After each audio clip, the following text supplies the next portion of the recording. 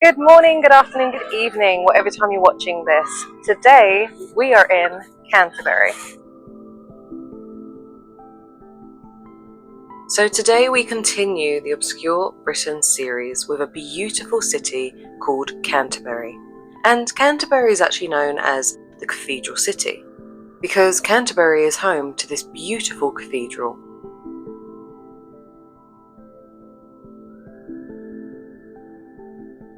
It is actually one of the oldest and most important Christian buildings in all of England. The year in which work started on Canterbury Cathedral was the year 597, so it truly is a beautiful, old piece of history. And that is why, unfortunately, there is a lot of scaffolding around the building. Because it was made of stone, it is very susceptible to weather damage, so they are constantly ensuring that the structure is safe and the building remains as beautiful as it first was.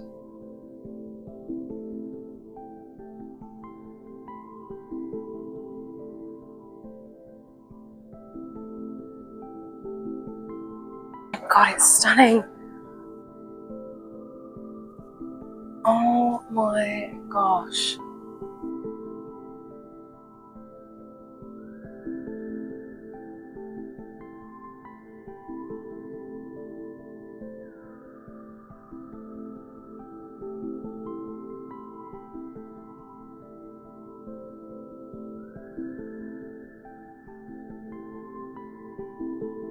Canterbury Cathedral is the cathedral of the Archbishop of Canterbury, whom is the leader of the Church of England, and symbolic leader of the worldwide Anglican Communion.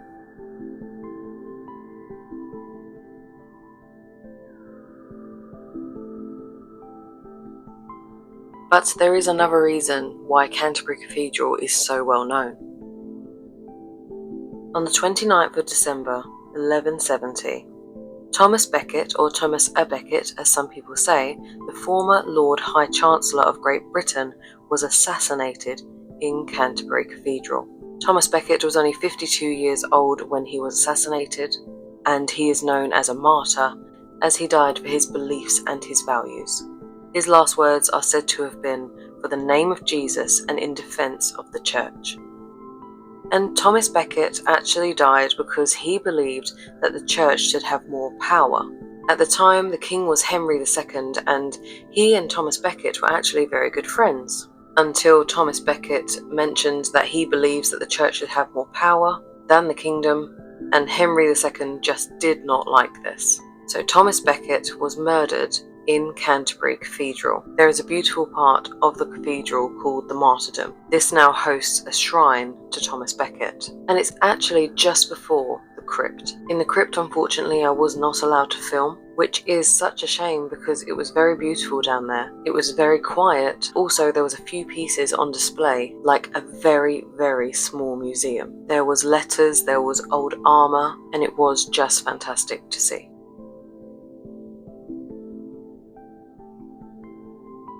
I have always been such a great lover of stained glass, and I truly believe that Canterbury Cathedral has some of the most beautiful pieces of stained glass I've ever seen. My camera unfortunately did not do the glass justice. The colours that you can see with your own eyes are so vibrant. They have the most beautiful blues and the most beautiful reds. They're incredibly pigmented, and honestly, if you ever get the chance to view this cathedral, please do.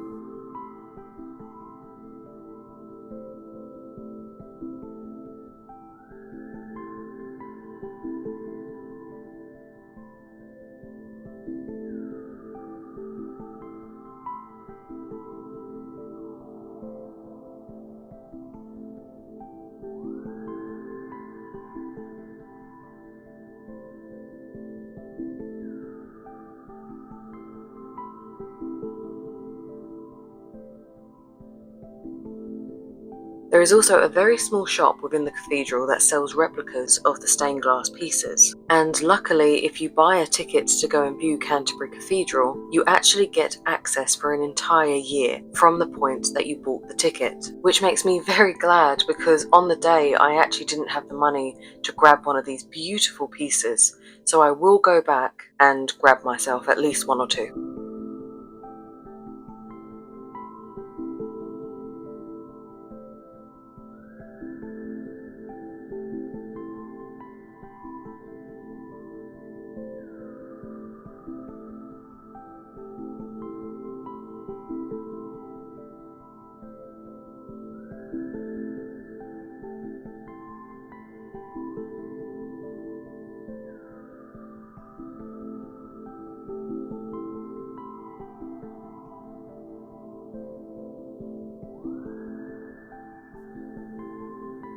This has to be my favourite place. It's probably because it is the darkest part of Canterbury Cathedral. Dirty windows and dirty bricks. I think from over time, because England was a very sooty place, it has just been pelted by pollution, but it gives it a really gothic effect, which I think is just stunning.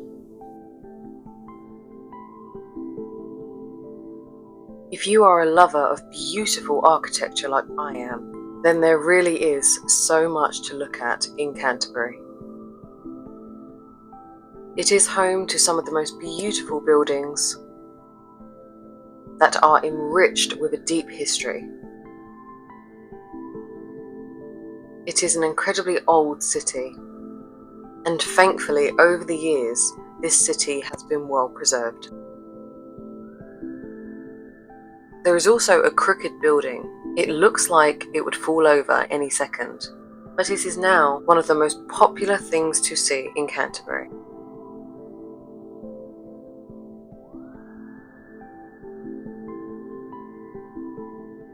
Canterbury is also home to a lot of quirky things too. It is home to a university that specialises in art, and that is a real correlation with the shops that are in Canterbury. For any Harry Potter fans, there is a shop dedicated to all things Harry Potter.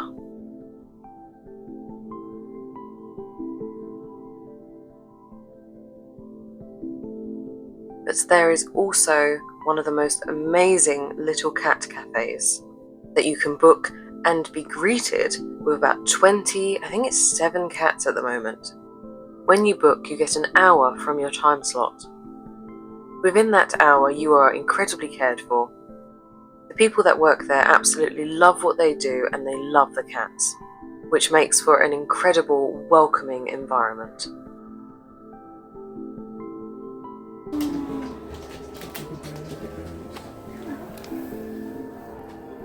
Okay, that's fine. Cool. Oh, bless.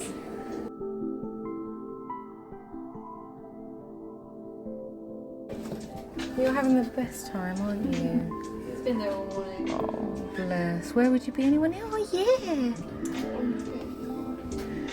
Gonna fall off, lovely. God, you're lovely. There's so many of you.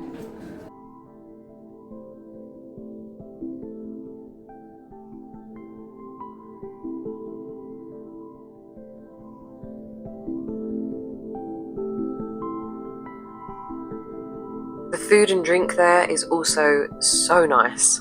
I had a tango orange and I had a panini, and I chose bacon and cheese, but it tasted lovely but different to what I was expecting. And when I looked into the panini, I realised it was all plant-based products. You little babe. Oh my God, you're lovely.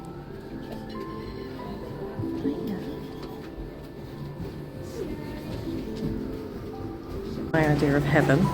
It is only £13 per person to spend an hour with the cats at the cafe, and honestly, I recommend it. It is such a nice thing to do with your day. There was also a store that I found in Canterbury, which literally just showcased the artists of Canterbury. It's called Canterbury Makers, filled with beautiful pieces of art. There was one designer that created the most beautiful little animals in glass domes. It was like ethical taxidermy, so no animals are hurt, but the creations she makes look so real. Some people's creativity know no bounds.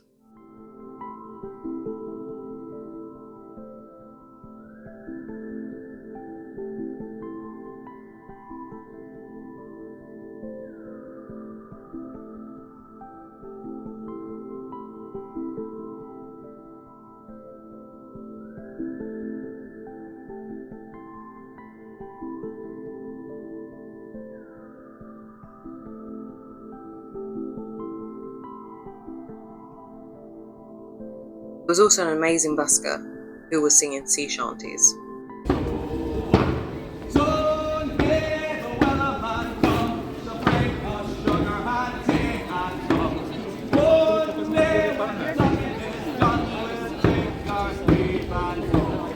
To Talking again about the old historical buildings, there is also the Weaver's House, which, as you could expect, is a building in which they used to weave fabrics. It's not entirely original, as it has been renovated since, and it is now a restaurant. But next to this is something I find incredibly fascinating. Behind me is Kent's last ducking stall. It was actually said that they dunked witches, and if they drowned, then they were guilty, and if they floated, then they were innocent. But actually, it wasn't probably used for that. But it was used to scold women, and husbands would pay for their women to sit on the stool in an act of humiliation. If their wife was naggy or gossipy, that's why they would pay out for the stool. You can actually go on a historic boat tour in Canterbury. It costs £13 per person, I think. I will double check that. But basically it's a 45-minute tour. They row the boat for you. It's up to 12 people, so it could be yourself and some strangers. But then you get to find out the entire history of Canterbury. And it starts and ends at the ducking stall, which actually was first called the cucking stall. Weird fact. Just before leaving Canterbury, I looked into a shop and I spotted a cat. And if you know me even 1%, you know that if I see a cat, I have to pet it, because I absolutely love cats. We made an important purchase and then headed home. There is so much more to do in Canterbury. It is a beautiful city, and I will be back.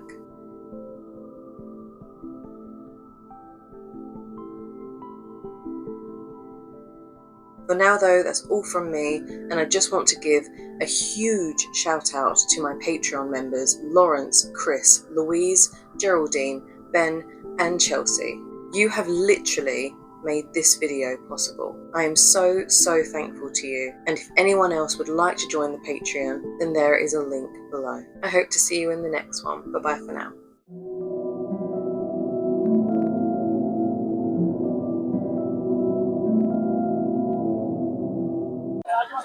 It's so busy here.